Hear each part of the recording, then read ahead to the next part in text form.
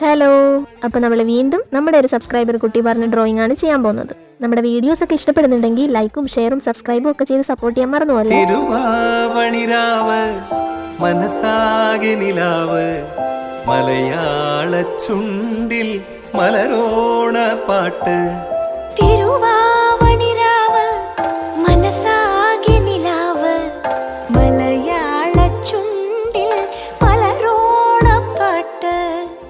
മാവിൻ കൊമ്പേറുന്നൊരു പൂവാലിക്കുയിലേ മാവേലി തമ്പ്രാന്റെ വരവായ ചൊല്ല് തിരുവാവണിരാവ്.